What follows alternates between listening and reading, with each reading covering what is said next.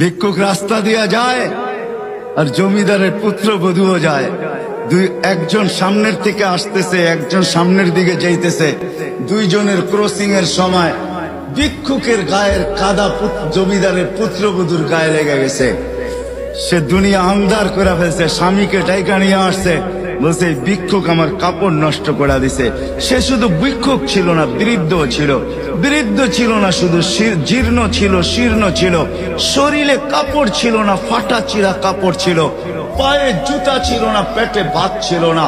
জমিদারের পুত্র সইতে পারে নাই, যৌবনী শক্তি সয় তো সয় কি কইরা তার স্ত্রীর গায়ে ভিক্ষুকের কাদা। বস সমগ্র শক্তিকে হাতে একত্র করা বৃদ্ধের গালে বসায়। বৃদ্ধ কিচ্ছু বলে নাই, শুধু উপরের দিকে তাকায় দুই তিনটা শব্দ উচ্চারণ করছেন। শব্দগুলা হলো ইয়া মাল্লাহ তারা হলো ওয়ুন, ও আল্লাহ চোখে দেখা যায় না। ও তারা কুল্লা শাই, তুই সব দেখিস।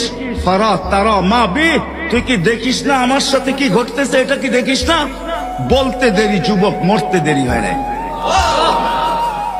জমিদার চলে আসছে, প্রতিশোধ নিবে। বৃদ্ধের একদিকে মুস্কি হাসি, একদিকে বলতেছে প্রেমের খেলা এমনই হয়। জিজ্ঞাসা করছে কিসের প্রেমের খেলা রে? বলছে ওর প্রেমিকার গায়ে আমার কাদা লাগছে, পায়ের কাদা লাগছে, ও সইতে পারে নাই।